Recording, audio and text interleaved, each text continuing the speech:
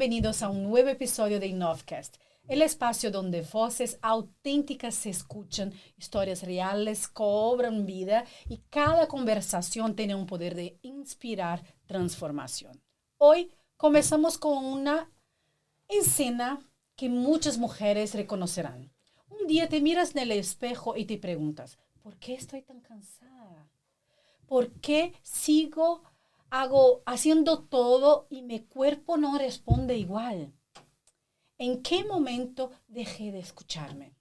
Ese momento silencioso y íntimo es un punto de partida de miles de mujeres, 40 más, alrededor del mundo. Un momento en que el cuerpo empieza a pedir más. Escúchame. Y se necesita un acompañamiento humano. La invitada de hoy es médica, autora y una mujer que ha dedicado su trabajo a otras mujeres a reencontrarse a sí misma. Así que prepara tu corazón, tu mente, porque la charla de hoy promete romper paradigmas, respuestas que muchas mujeres han buscado durante tantos años. Hoy, muy bienvenida, doctora Giovanna Penn. Muchas gracias. Muchísimas gracias por estar aquí con nosotros, doctora, por coger tiempo, porque me imagino que la vida de una doctora en Suiza es increíblemente llena de citas todo el tiempo y por eso muchísimas gracias. Gracias a ti por este espacio y la oportunidad de poder compartir un poco más de lo que hago. Gracias. Mira, yo quiero empezar este podcast preguntando, ¿quién eres? Giovanna Penn, doctora Giovanna Penn, ¿de dónde viene y tu trayectoria hasta, digamos, llegar a Suiza? Bueno, yo soy Giovanna Penn, vengo de Perú y llegué a Suiza en el año 2015. Hice mis estudios en Perú, medicina dura la facultad, son 7 años, luego 5 años de medicina interna en España. Conocí a mi marido, que es suizo, y terminamos aquí en Suiza. El cambio fue, radical, ¿no? Cambiar de un país más caliente, sobre todo más que nada el cambio de España a Suiza, donde el clima es otro. Yo vivía en Valencia, donde había mar y sol todo el tiempo, y venir aquí a Suiza a trabajar de 6 de la mañana, cuando abría los ojos era oscuro, hasta salir del hospital, que ya era de noche otra vez, pues fue muy duro, sí. El idioma también fue algo que también generó dificultad al inicio, pero bueno, finalmente valió la pena. Sí. Y yo escuché, tú vienes de Chile, viniste de Perú, hiciste tu facultad allá y yo creo que una de las preguntas que mucha gente lo va a hacer ahora, porque nosotros que vivimos acá en Suiza sabemos cómo es difícil de poder hacer tu profesión que tú estudiaste allá acá. ¿Nos podría contar un poquito cómo fue que lograste hacerlo? Porque nosotros sabemos que muchas veces tiene que hacer de nuevo la universidad, tiene que hacer más tantos años, porque lo que tú lograste, creo que mucha gente le gustaría también. Explícanos un poquito de esto. Bueno, el camino definitivamente no fue fácil, tal vez si hubiese venido directamente de Perú a Suiza hubiese sido incluso más difícil. Pero el cambio para mí fue, como ya había tenido de Perú a España, obviamente tuve que tomar el examen, el MIR, como creo que la mayoría de mis colegas y mucha gente que está en Europa sabe. Cuando vienes de Latinoamérica, tomas un examen y según ese examen puedes escoger tu formación profesional, o en qué especialidad o qué área de la medicina quieres ejercer. Y una vez como latinoamericana en España, obviamente sigues con ese estatus de estudiante. No es que yo hubiese tenido un estatus de española o de residencia, era un estatus de estudiante, pero sí que me valoraban que había trabajado 5 años en Europa. Entonces, al cambiar a Suiza, obviamente que fue un paso más, porque para venir a Suiza sí que me pedían por lo menos 3 años trabajados en Europa, y eso sí que lo logré homologar. Pero no es que yo ya tenía la especialidad, ya había pasado los 5 años de medicina interna en España, pero cuando llegué a Suiza, a pesar de tener los exámenes de alemán, porque eso sí que es necesario, tener el idioma, pero una cosa es tener un idioma en la teoría y otra cosa es tener un idioma en la práctica, y además se suma que en Suiza el alemán no es el alto alemán que uno aprende en la teoría, en las escuelas, sino es el alemán suizo. Sí. Y a mí me contratan en el Hospital Cantonal de Lucerna la primera vez, y me acuerdo que para mí sí que fue difícil porque es como que ya eres médico, especialista, tienes determinado estatus y de pronto venir aquí y no saber ni siquiera cómo recetar o cómo comunicar que quieres recetar un paracetamol para bajar la fiebre. Fue duro, ¿no? Porque ahí creo que ahí hay muchos temas. Es una cosa también el orgullo personal, la edad en la que me encontraba. Yo llego aquí casi con 30 años y creo que fueron una serie de factores que no fueron tan fáciles. Pero puedo decir que ahora que lo veo todo en retrospectiva, cada experiencia, incluso las más duras, fueron muy positivas. Me enseñaron muchísimo y sí, hice también muchos colegas en el camino, conocí muchas personas en el camino, porque aquí en Suiza pude trabajar en el Hospital Cantonal de Lucerna, luego pasé al Hospital Cantonal de Aarau, y bueno, de ahí ya me volví madre y obviamente mi visión, porque en ese entonces yo pensaba que iba a trabajar netamente en hospitales, cambié un poco, obviamente también la motivación de mi marido, que me decía, Giovanna, ya, ¿qué quieres hacer? ¿Dónde vamos a vivir? Porque estábamos siempre cambiándonos de lugar según donde yo trabajaba.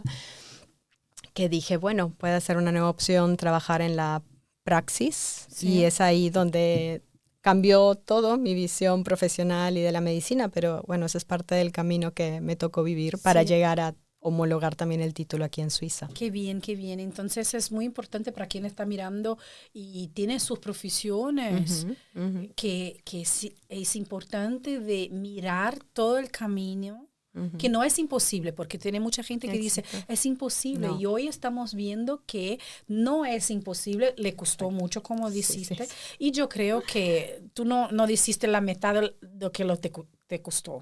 Posiblemente no. Sí. ¿Tiene algo, digamos, porque tú hablaste de, ya eres doctora, ya trabajabas y ahí llegaste en el hospital y no tenías cómo comunicarse? ¿Tú tuviste que trabajar mucho en sí misma para decir, para digamos así, yo soy doctora y ahora no puedo, estoy como una enfermera, digamos así? Claro que sí, claro que sí. O sea, yo realmente, o sea, el contrato que tuve, yo empecé porque obviamente me recomendaron también que para conocer el sistema suizo me contraten como residente, como si recién estuviera haciendo la especialidad. Sí. Entonces, es como que me contratan como médico en formación cuando en realidad yo ya tenía determinado nivel.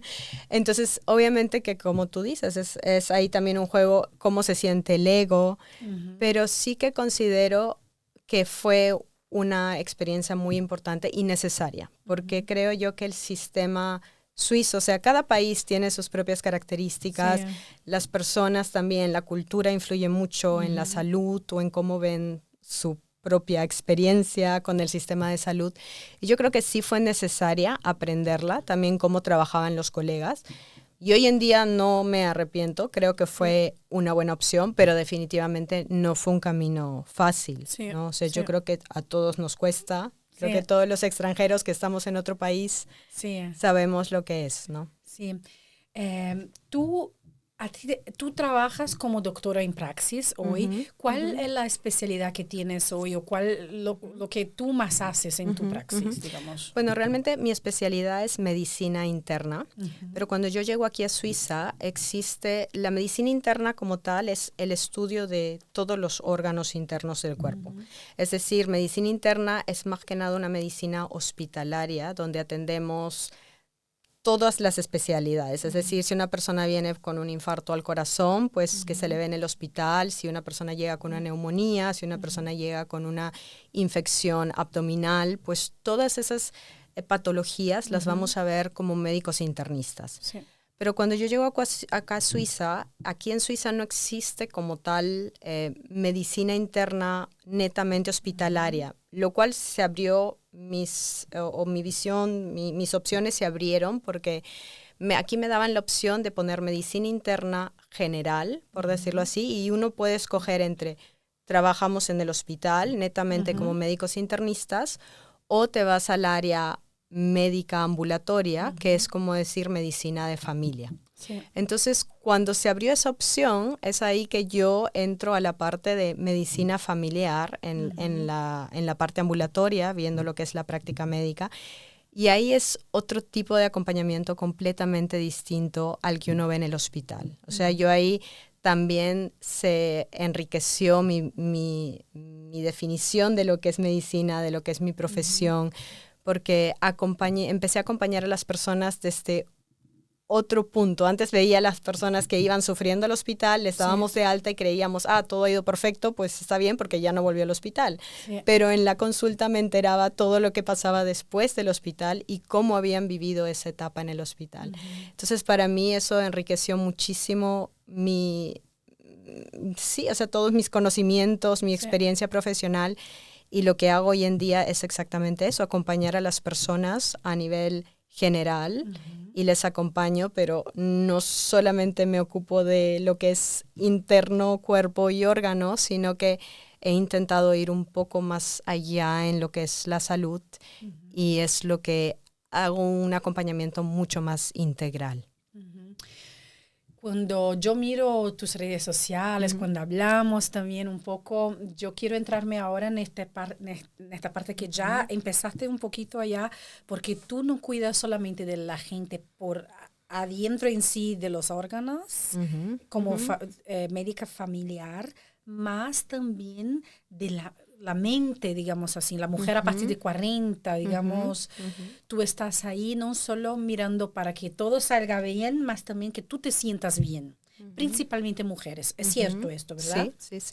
Vamos, yo te quiero preguntar, como médica, a integrar un enfoque más humano y profundo en la forma de acompañar la salud. ¿Qué te llevó de verdad a decir, yo quiero enfocar en acompañamiento, en salud, principalmente de mujeres?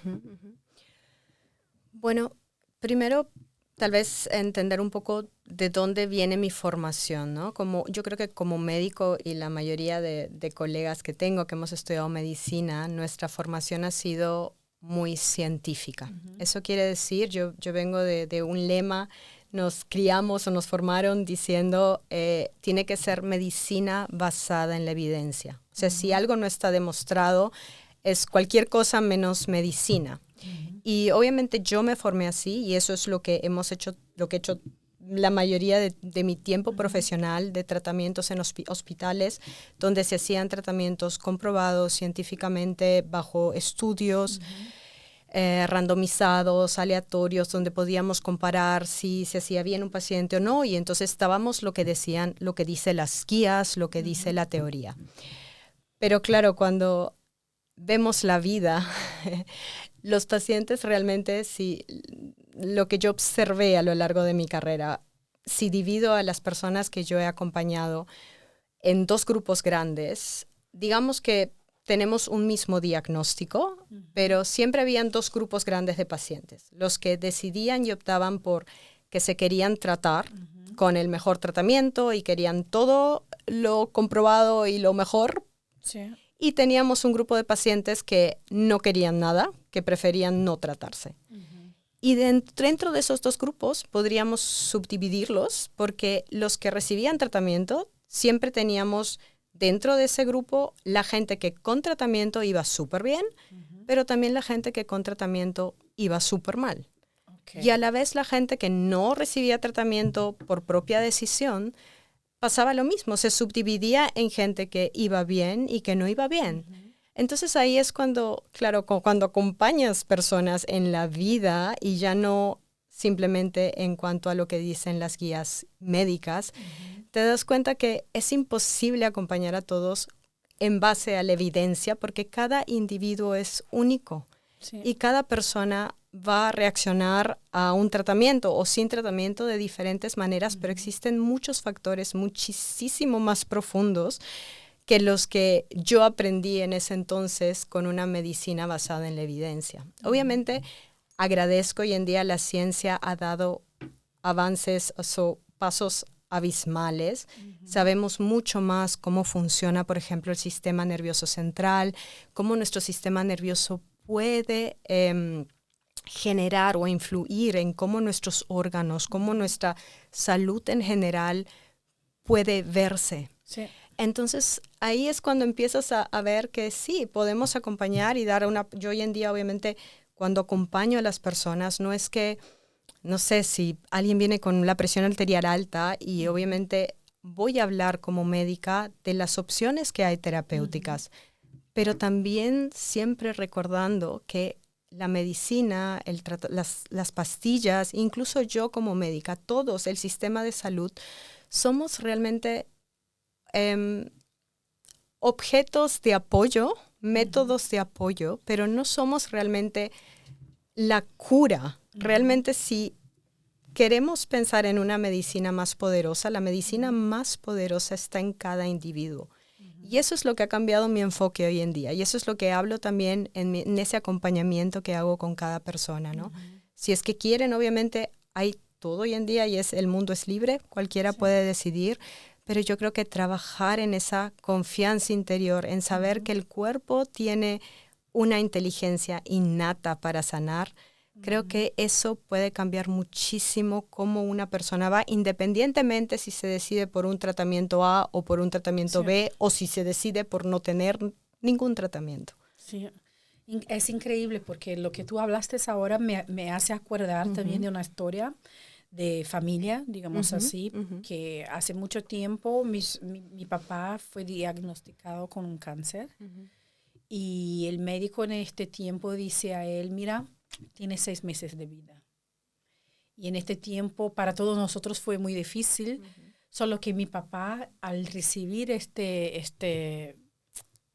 información, primero, claro, se quedó un poquito en shock, mas dentro de un mes, algo así, él miró para nosotros en casa y dice, mira, yo sé que todos van a morir.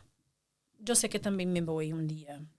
Y yo no quiero, claro, mas quieres saber, ya que estoy acá, voy a luchar lo máximo posible porque no me voy a dejar vencer por esto en este momento.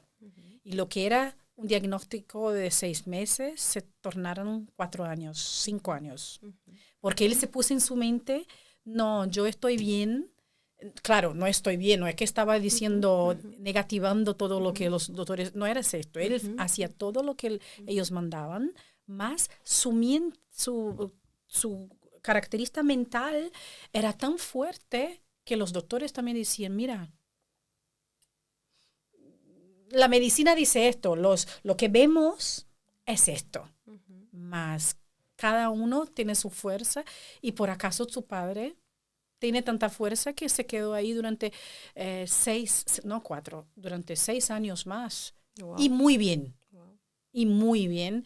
Entonces me vino esto en mente porque de verdad que uno se dice que con las palabras te puedes poner arriba o también se puede poner abajo, con sus pensamientos también. Entonces, más o menos eso que tú también hace sentir sus pacientes. Exacto, exactamente. Y ese ejemplo que pones de tu padre me parece algo muy, muy valioso porque al final esa es la realidad de la vida. Hay gente que recibe un diagnóstico mortal, al final la vida es mortal, siempre digo eso, todos vamos a morir, no sabemos cuándo.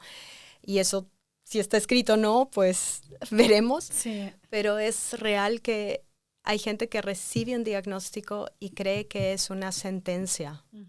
Y se la cree tan fuerte que ocurre lo que le dicen. O vive sufriendo hasta el final. Sí. Y a veces ahí también es ese trabajo que intento hacer en ese acompañamiento, que comunico a mis pacientes siempre, que es independientemente del tiempo que tengamos, porque puede ser que estamos hablando ahora, y eso es lo que yo siempre en mi consulta siempre muero pronto, porque siempre digo, independientemente de la edad que tengamos, estamos hablando ahora, tal vez en 30 minutos no estoy aquí, porque yo no sé cuánto tiempo de vida me queda, y no significa que porque me dieron un diagnóstico puedo salir a la calle, puede haber un accidente y se acabó la vida. Y la pregunta es, ¿cómo queremos vivir ese tiempo? Y hay gente que a mí personalmente sí, a veces me da pena cuando las veo en esa lucha interna, en esa guerra, buscando un diagnóstico, buscando un tratamiento para prolongar la vida. Y a veces me pregunto, ¿y cómo viven esos últimos 6 meses o 5 años o días? ¿Cómo lo viven? Pero al final, hasta eso es una decisión individual y eso también es algo que yo respeto muchísimo, que no estoy aquí tampoco para juzgar.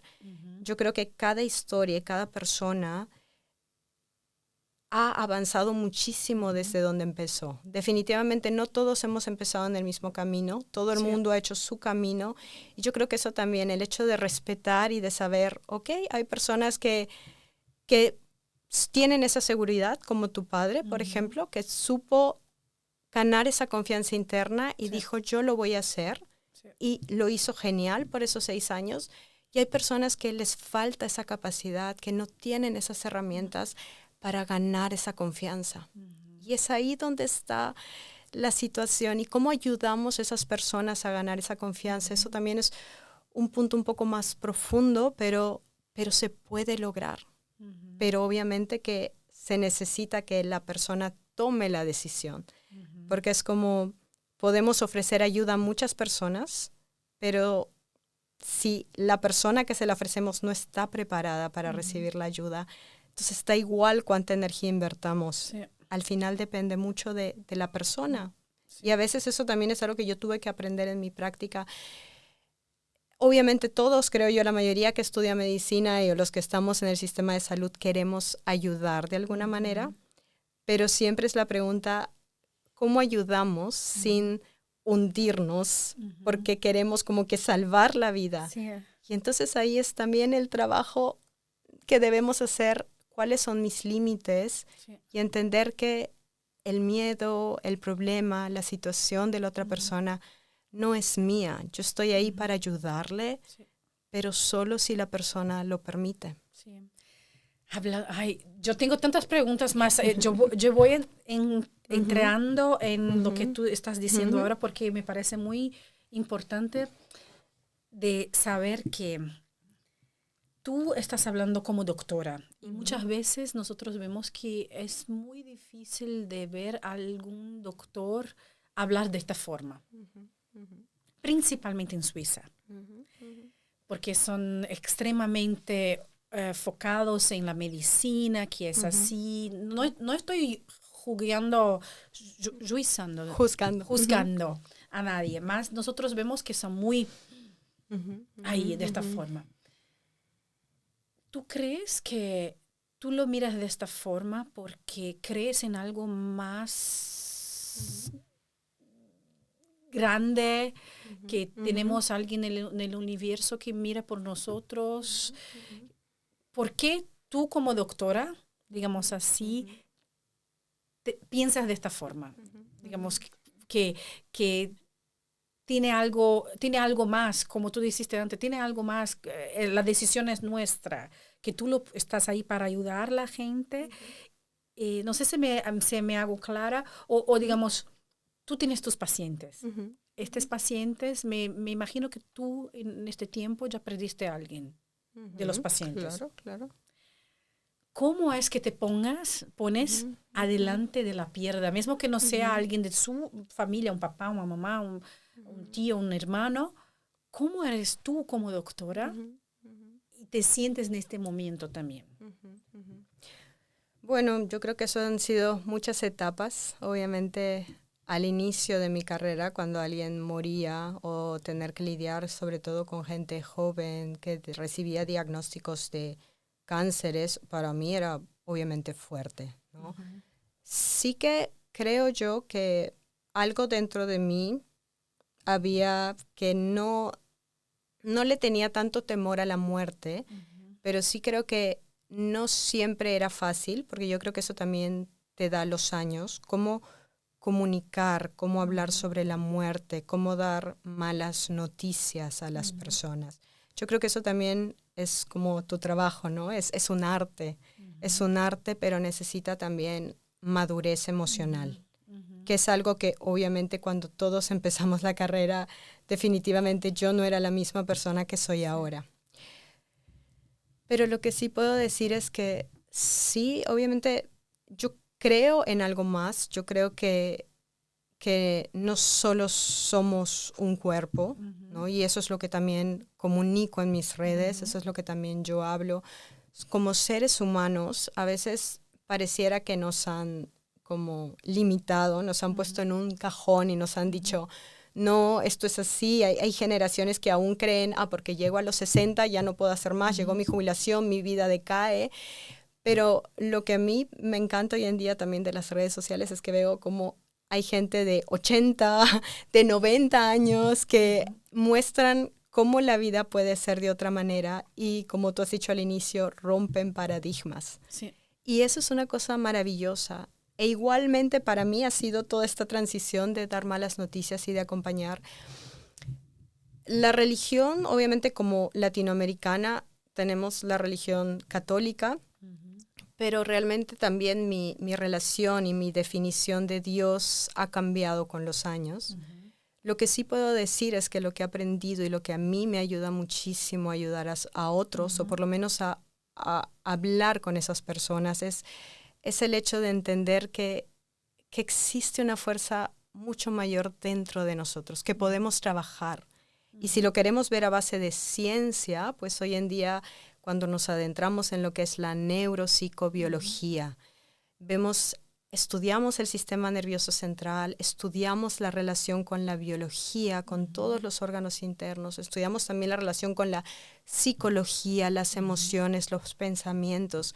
Hoy en día, antes hablábamos, no sé, de la meditación y era muy esotérico, pero ahora incluso hay estudios que demuestran cómo, por ejemplo, monjes que meditan años de años, cuando se hacen pruebas de imágenes funcionales, o sea, podemos ver en una imagen cómo el cerebro se desarrolla mientras que una persona entra en una meditación profunda, mientras que relaja todo el sistema nervioso central.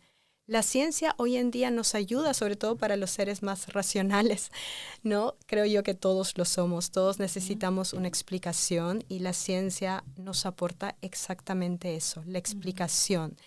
Pero no llevarlo todo al extremo, porque siempre es bueno saber que nada nos da todas las respuestas, esa es la realidad. La ciencia también es un apoyo para entender, pero la parte espiritual, si lo queremos llamar así, o la parte mental, o la parte del alma, también es una parte importante que lamentablemente, por decirlo así, no podemos llevarla a un estudio científico.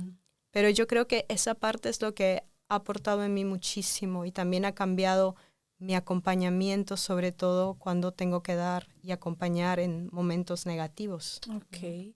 Y dentro de todos estos años que tú estás trabajando, tú también te tocó el amor también por las mujeres a partir de los 40, digamos así, que tú tienes este tema muy ahí acerca de ti.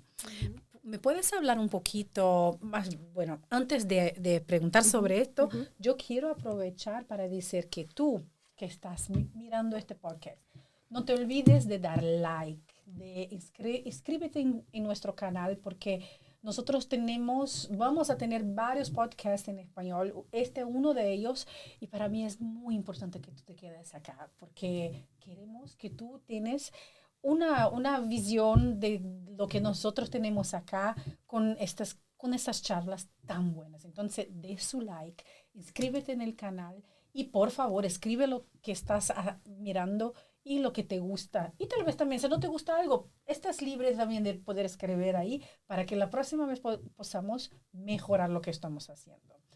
Volviendo a ti, tú tienes las mujeres 40 más en tu corazón. Y tú también le ayuda como doctora, más también le ayudas a poder verse en sí misma a partir de esta parte de la menopausa, de ponerse un poco más... Ay, la palabra es tan fea, no me gusta de decir vieja, porque no se dice vieja, puede ponerse más grande. Eso es bueno, ¿verdad? ¿Cómo tú tienes a estas mujeres en tu negocio, en tu, ¿cómo se dice? En tu Sí, la consulta, consulta, ¿no? Exactamente.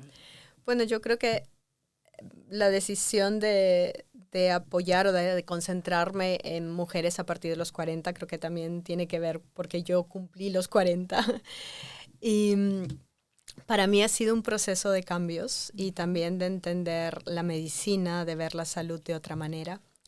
Yo creo que mi camino de desarrollo en esta área comenzó a los 35 años. Pero creo que lo más bonito que he aprendido y lo más bonito que me gusta comunicar también y compartir es que yo creo que no es como verlo mal lo de la vejez, por ejemplo. Yo creo que 40 años para mí es un punto que nos define, que nos marca. Como tú dices, son muchos cambios. También es mucha presión porque sentimos que el cuerpo cambia, sentimos que hay muchas cosas diferentes. Pero el trabajo más profundo está en ese proceso de adaptación y en esa flexibilidad. Cómo aceptarnos a pesar de los cambios y cómo volver a conocernos. Sí. Porque yo creo que el problema ahí va cuando pensamos, el cuerpo cambia, estoy envejeciendo y vemos el envejecimiento como algo negativo. Sí. Pero realmente es un proceso como parte de la vida, desde que nacemos hasta que morimos. La vida es un proceso lleno de cambios, pero pareciera que no nos dimos cuenta que ese proceso se ha puesto en marcha y recién lo sentimos con 40, con 45, con 50, ¿no? Obviamente que los 30 los considero también difíciles, por lo menos yo los viví los 30. Me acuerdo el tiempo de... Con 30 tienes que casarte, con 30 tienes que tener hijos y si no lo has logrado, pues qué presión. Y es una presión muy grande que para mí fue un punto de corte que realmente fue difícil. No sé cómo lo viviste tú, los 30. Los 30 yo puedo decir que viví bien. Muy bien, muy bien. Los 30, los 45. Los 40 ya empecé a decir, hola, los 45, no, bueno, los 40.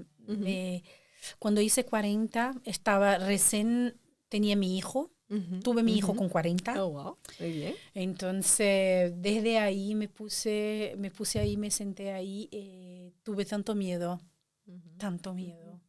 Yo me acuerdo como hoy que puedo decir que yo vi este bebecito ahí en mis manos y dice, Dios mío, es tan chiquito, necesita tanto de mí y yo tengo 40.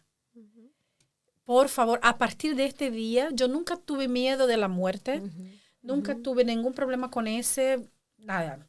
A partir de este día que tuve mi hijo en mis manos y cumplí los 40, porque todo fue junto, yo empecé a pedir a Dios que me dé más 100 años. Porque quiero estar al lado de Él. Y bueno, y ahí me empezaron las ideas. Ay, tengo 40. Cuando él tiene 20, tengo 60.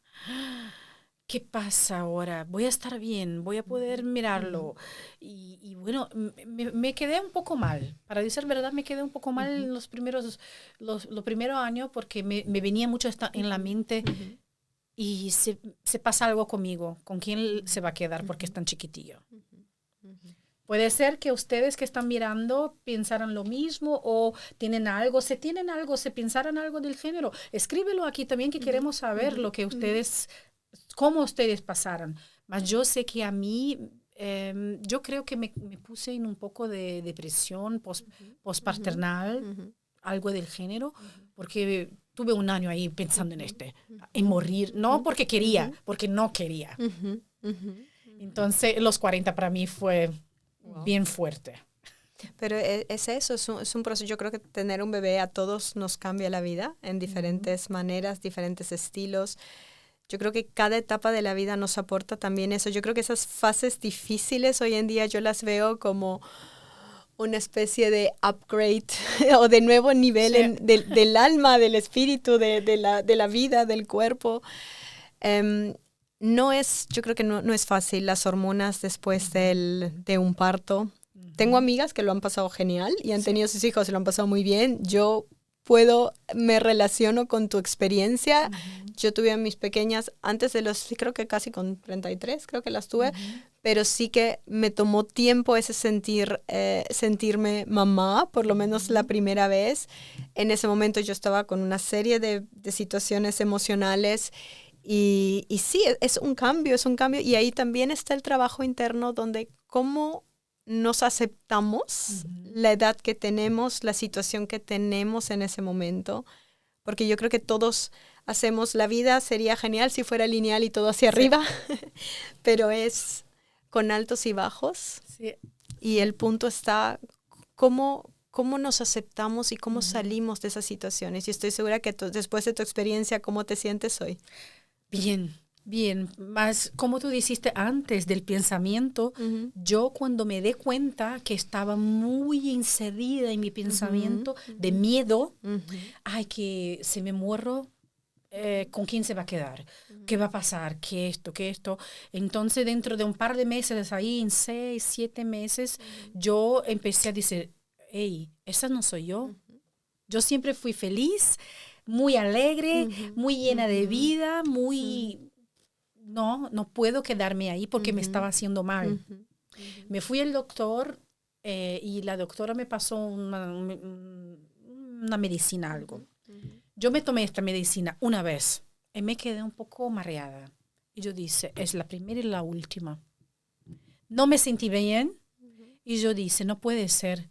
Porque se me empezó ahora con esto, puede ser que dentro de un par de meses yo no consigo regular mi mente, mi corazón, mis sentimientos por sola, porque estoy haciendo, yo creo que tiene gente que necesita, más a mí misma yo me dice a mí, no, yo voy a intentarme hacer con fe, con pensamientos buenos, y ahí sí lo logré. Wow. Lo logré después de un año por ahí, yo estaba, y hoy... Yo digo, el día que viene, entonces, bueno, continúo pidiendo a Dios que me deje llegar hasta 140 Wow. todavía. Más el miedo no está más acá. Sí. Más esto es lo que tú dijiste antes, regular la mente y decir, ok, si me pienso todo el tiempo en yo soy cristiana y nosotros decimos que la palabra tiene poder. Y si tú estás todo el tiempo ahí diciendo cosas malas, y hay que... Una hora te va a pasar, porque está jugando ahí el universo que... Entonces, yo me puse ahí un poco más, me puse a mirar la Biblia, estuve estudiando, estuve poniéndome también no yoga más, en pensamiento, haciendo reflexiones con Dios y pidiendo a Dios, y ahí fue. Y ahí hoy puedo decir que estoy bien en esto. Entonces, tú, mujer que está pasando por eso, claro, si tienes que ir al doctor, te vas al doctor, claro. Más lo que la doctora dice antes de todo eso es muy importante, de verdad, ponerse con la mente en las cosas buenas, porque el mal por sí se sucede y no tiene que estar esperando. Dentro de todo eso, yo quiero hablar un poco de la menopausa también, porque a nosotras nos viene a partir de ahí, algunas más temprano, otras más tarde. ¿Cómo tus pacientes o cómo tú ves las personas que están entrando en este periodo y qué cosas hormonales suceden con nosotras, digamos así, en la mente también? ¿Y cómo lo podemos arreglar todo esto para que nos quedemos bien? Bueno, yo creo que también eso es un proceso muy, muy individual. O sea, yo tengo pacientes que están muy enfocadas en sus molestias con la menopausia, que están muy enfocadas en que no pueden dormir, están muy enfocadas en los sudores, en los calores. Obviamente que se les puede acompañar de una manera de ver las pruebas de sangre, ver cómo están los niveles hormonales, pero la realidad es que cada persona va a ver su forma de, o sea, va a ver simplemente cómo lleva su situación. Porque al final la menopausia es un proceso, es un cambio del cuerpo. Y yo creo que mientras más nos enfoquemos en cómo nos estamos sintiendo y el por qué, hay gente que, por ejemplo, yo acompaño mujeres que a veces están tan concentradas en que necesitan saber cómo están sus niveles hormonales, y cuando sale un valor, eso las tensa más o les estresa más que ayudarles. Sí.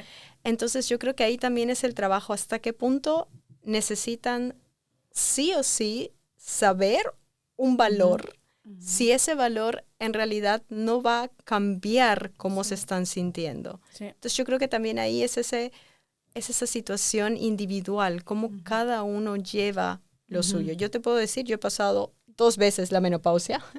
La primera fue por hormonas, por las pastillas. Sí. Es más, antes de salir embarazada me dijeron que no podía tener hijos. Me habían recomendado también que vaya a la clínica de fertilidad. Y me acuerdo que yo llamé a mi marido porque me llamaron de Suiza diciendo, tienes que sacar la cita, sí o sí, porque si no se pierde la cita. Y yo llamo a mi marido y le digo, tenemos que hacerte, tú también tienes que llevar la prueba de los espermas y demás. Y mi marido se ríe y me dice, Giovanna, pero si ni siquiera hemos intentado tener hijos, ¿no? Entonces era como, claro, yo también pasé ese proceso de sentirme agobiada porque por las muestras de sangre, por lo que me decía obviamente en ese momento mi ginecóloga, y obviamente me vi influenciada por todos esos pensamientos, pero al final yo misma también decidí, dije, bueno, será lo que sea, y si tiene que ser, será. Y mira, al final pasó, salí embarazada contra todo pronóstico, porque incluso mis hormonas decían que prácticamente era imposible. Pero por eso, al final creo yo que siempre hay algo más profundo, pero obviamente este mundo es libre y la que quiere hacerse controles, también la que quiere terapia de reemplazo hormonal, existe realmente para todos los gustos y colores. Sí.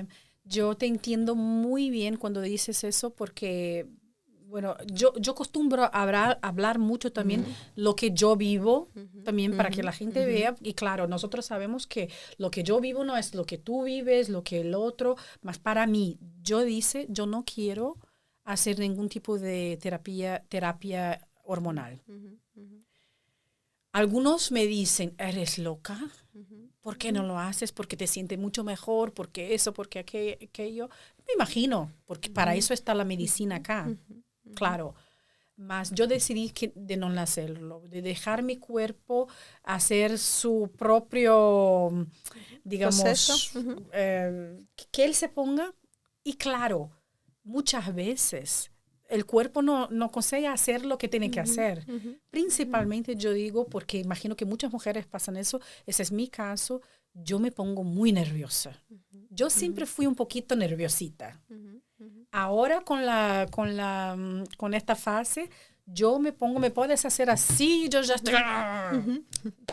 Entonces, algo que yo tuve que aprender también a lidiar con este tipo de cosas y la gente, digamos así, muchas veces. Tengo mis amigos que son cercanos, otros que son menos cercanos, y yo muchas veces tuve que decir, mira, estoy pasando por mi momento hormonal, no estoy haciendo nada de reposición, entonces si en algún momento me pongo un poco, por favor, perdóname, entiéndelo, porque muchas veces no consigo... Es Alain. Tú dices que todas las mujeres pasan por eso también, de esta cosa hormonal por adentro, de decir, no puedo controlarme en algunos momentos. O sea, yo no englobaría a todas, pero sí, y te puedo decir, yo lo he vivido. O sea, yo también he vivido esa etapa en que estás irritable, porque a mí me vino la menopausia también muy pronto. Sí. Entonces yo te entiendo, sé lo que es, pero lo que sí te puedo decir es que hoy en día, tanto a nivel científico como también en mi experiencia personal, cuando trabajas la regulación de tu sistema nervioso y logras tener un sistema nervioso en calma, incluso esa irritabilidad puede mejorar. Al final, hoy en día sabemos que cuando nuestro sistema nervioso está en alerta, nuestras hormonas, nuestra fisiología, nuestra digestión, nuestra capacidad de dormir, todo está alterado. Sí. Entonces es volver a la parte neurológica, si lo queremos ver así, desde la parte fisiológica, desde el cuerpo, y regalarle a nuestro sistema nervioso calma. Y es ahí cuando logramos ver, wow, ni siquiera siento ya estos Hitzewallungen en alemán. Sí. Este calor. Sí, los calores, ¿no? Pero los bochornos, les decimos en español. Okay. Bochornos. Pero la realidad es esa. Yo creo que volvemos al punto, con menopausia, sin menopausia, lo que estemos pasando en nuestra vida. La realidad es, desde mi punto de vista, podemos hacer muchísimo y mejorar muchísimo nuestra salud si trabajamos desde un sistema nervioso regulado y no desde un sistema nervioso en alerta. ¿Cómo podemos hacer eso, doctora? Por favor, yo creo que ahora podemos aprovechar un poquito que tú puedas, porque es tan lindo cuando yo le veo hablar, más a veces me va, a veces no me va, de regular este momento de pico que quiero matar a alguien. Sí, claro. Entonces yo voy a aprovechar este momento para que tú tal vez de tu forma de pensar como doctora y todo eso, por la medicina, por tu forma, que puedas decir a las personas que están mirando ahora, principalmente mujeres, porque ahora estamos hablando directamente con ellas, ¿cómo, doctora, podemos hacer esto? Por favor, ayúdame, por favor. Bueno, regular nuestro sistema nervioso central es una práctica que no se logra de un día para otro. Es una práctica que toma tiempo, toma tu tiempo, toma tu seguridad, la confianza de que lo puedes lograr. Una práctica muy simple es darte una pequeña pausa, respirar profundo, tomar aire y expirar lo más largo que puedas. Incluso si puedes hacer un sonido al expirar y eliminar el aire, ya ahí estás logrando calmar tu sistema nervioso. Sentir tus pies, sentir tu cuerpo, agradecer antes de ir a dormir. Son pautas, son pequeños ejercicios que puedes hacer y que pueden lograr muchísimo. Pero no se trata de un ejercicio que hagas hoy y que la magia aparezca mañana, sino se trata de una práctica constante, día a día. Y eso es lo que tu cuerpo necesita y lo que tu cuerpo te está pidiendo. Pero bueno, como todo, toma tiempo. Sí, qué bien. Muchísimas gracias. Yo creo que eso es lo más difícil de poder parar un momento y decir, bueno, aquí está. Porque también es una pregunta que viene ahora que dice, ¿por qué es tan difícil para muchas mujeres permitirnos de simplemente descansar sin culpa? Yo creo que es una enfermedad que no le damos nombre o que no lo comentamos, pero tiene mucho que ver con nuestra forma de relacionarnos, nuestra forma de haber sido criadas con la sociedad. Hoy en día creo yo que el feminismo nos ha aportado mucho, pero el problema que también veo ahí es esa lucha interna en las mujeres entre quiero ser a nivel profesional exitosa y quiero hacerlo todo, pero a la vez tienes una mujer que obviamente la sociedad está esperando de ella madre, trabajo, dinero, pero a la vez esa persona también quiere espacio y tiempo para ser mamá, para estar con sus pequeños. Y entonces tenemos las dos partes, ¿no? Y muchas veces es esa guerra interna entre lo que la sociedad espera de mí y lo que yo por dentro quiero ser. Y el hecho de ser madre es un ejemplo, pero eso también nos pasa en la carrera. Lo que tal vez alguien quería ser artista, pero la formación, familia, nos llevó, no sé, tienes que ser o abogada, médico o arquitecto. Sí. Entonces, yo creo que son muchos factores que nos acompañan de muchos años y eso es lo que obviamente hace que a veces nos olvidemos de quiénes somos y qué es lo que queremos. Sí. Y a veces hacemos muchísimas cosas sin pensar en que hey, podemos ser nosotros mismos, podemos ser nosotros auténticamente, con libertad, sin tener que pensar de que el qué dirán. Pero lamentablemente hay muchas personas que aún sufren y lo entiendo. Yo misma lo he vivido, yo sé lo que es. Solamente el hecho de salir hoy en día frente a la cámara ya me cuesta salir de esa zona de confort, pero hasta eso también es un ejercicio que nos ayuda a liberarnos, nos ayuda a soltar. Sí. Qué bien, qué bien. Estamos casi terminando en nuestro podcast, más todavía tengo un momento que se llama acá ping pong, que yo hablo una frase y ahí tú respondes como a ti, lo que viene en tu mente. Una palabra que define a la mujer 40 más de hoy.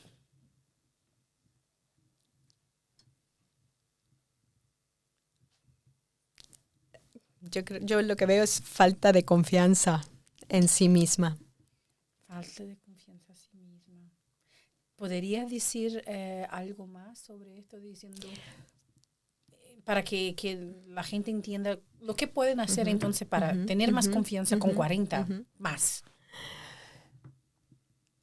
Volver a reconectar consigo misma, volver al amor propio, volver a aceptarse como son. Ok. Lo primero que una mujer debe escuchar cuando su cuerpo habla.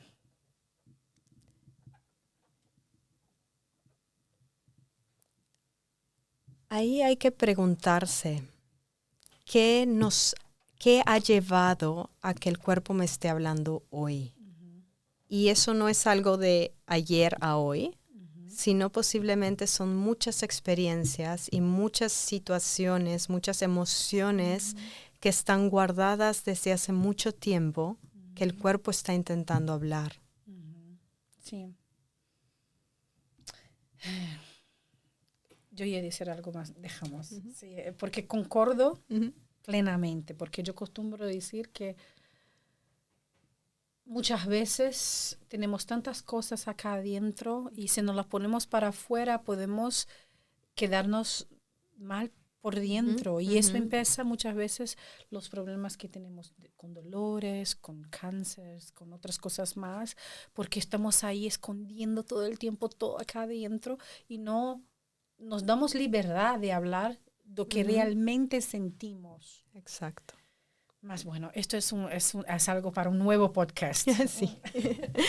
Un mito sobre la salud femenina que necesitamos romper allá.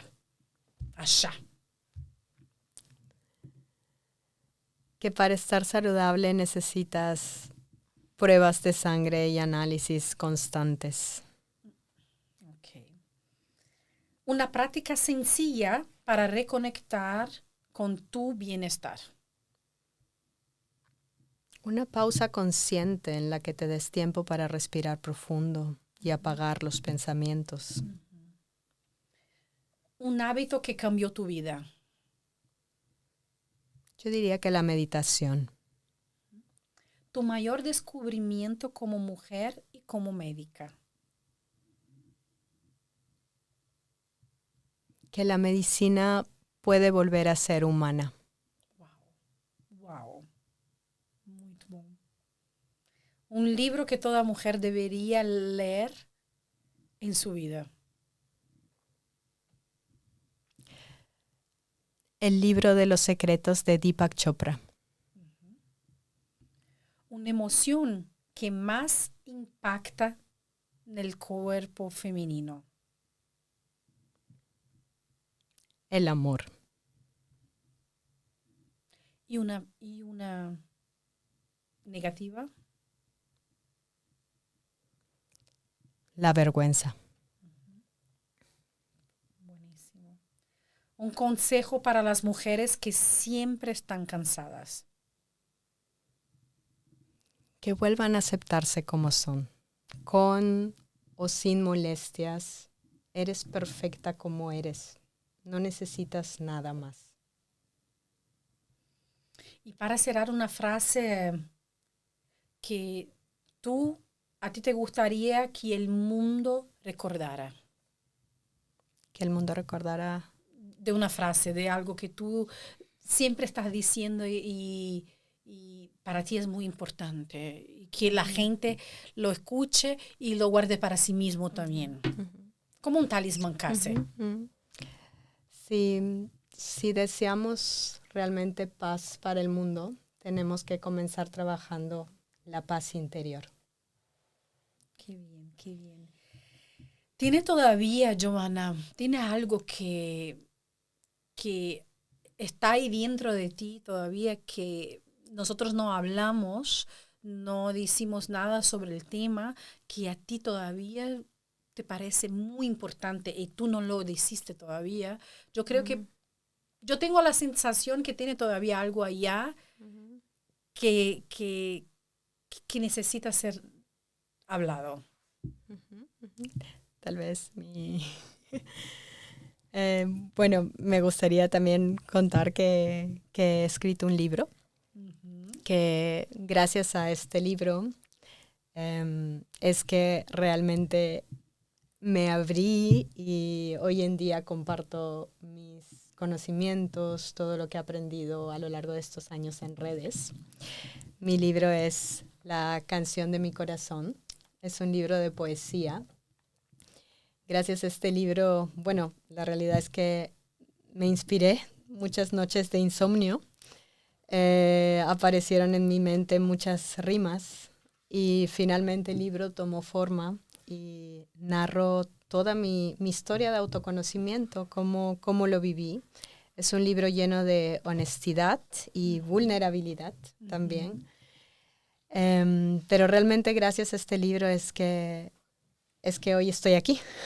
Sí. Si no, no hubiese comenzado mi trabajo en redes sociales. Cuando lo escribí dije, bueno, tal vez hay una razón y tal vez la razón es que ese libro no se quede escondido, sino que se comparta con el mundo.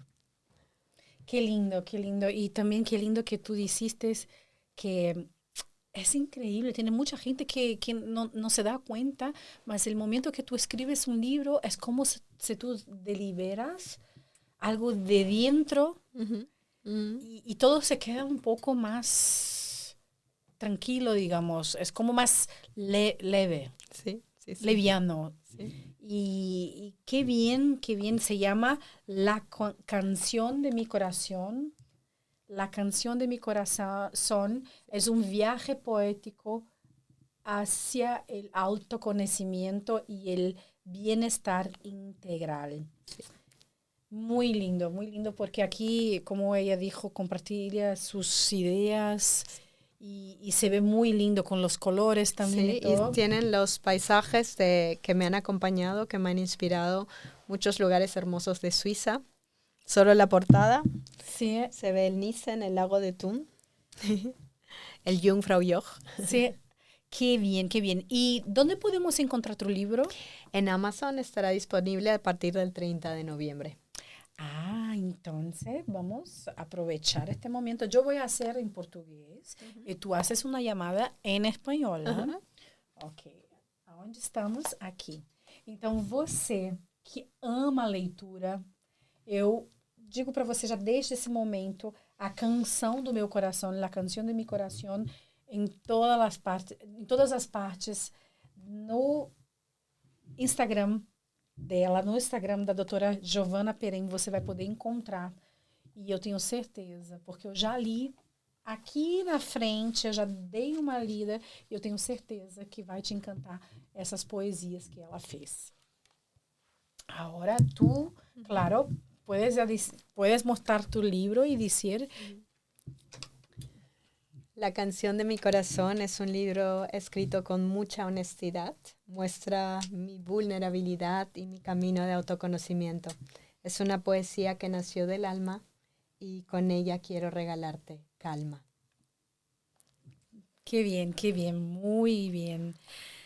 Giovanna, qué bien que estuvimos acá. Mira Gracias que tengo aquí más 10 preguntas que no le hice porque estaba tan buena la conversación de nosotras y yo pude percibir que de verdad a mí me gustaría de tener una doctora así por cerca.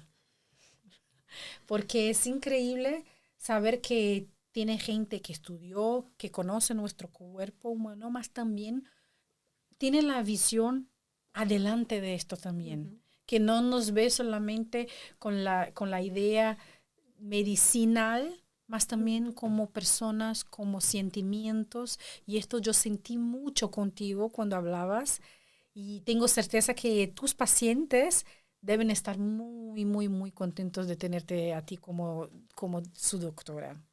Entonces, de verdad, sí, parabéns.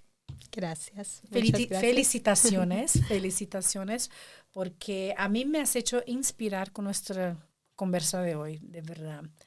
Y ustedes que están ahí también, por favor, que se inscriban en el Instagram de la doctora Giovanna para que tú puedas escuchar cada vez más de todo lo que ella hace, porque es importante que nosotros estemos bien con nuestra salud, más también que la salud que viene de aquí, del ambiente, esté bien también. Y por qué no escuchar de alguien que conoce las dos partes. Entonces, escribe en su canal, ven acá, das tu like, escribe lo que tú miraste, que pensaste de este podcast. Y claro, yo no me podía olvidar de nuestros sponsores que están con nosotros, que son todos estos que están acá en Thais Escarione, Blonde Coiffure, Real Estate, todos estos que aquí están, que van a estar ahí también descritos en nuestro Instagram y nuestro YouTube, que ustedes van a mirar lo que todos ellos hacen.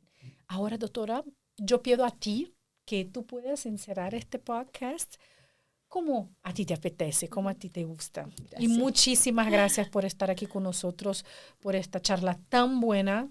Y para mí fue de verdad encantador tenerte acá. No, muchísimas gracias a ti por el tiempo. Bueno, me despido de todos ustedes. Encantada de seguir compartiendo mis conocimientos a través de mis redes sociales. Para los que están en Suiza, me pueden encontrar en la página web Thunersee Praxis en Krattigen. Estoy un poco lejos para los que viven en la ciudad, es en la Sierra de Berna, en Krattigen, pero es un lugar muy hermoso. Así que me pueden contactar, pueden encontrar ahí también mi email y bueno, encantada de escucharles. Un beijo para você. Estoy en portugués. No. Muchísimas gracias que quedaste hasta aquí con nosotros y nos vemos en el próximo Innovcast con la próxima persona también en portugués, alemán y español. Aquí es el lugar donde nosotros decimos que donde es real es muy bienvenido. Entonces queremos tener aquí más y más de personas como la doctora Giovanna, que es real y puede traer un contenido de valor para ti. Un besito. Que se queden bien. Hasta el próximo Innovcast.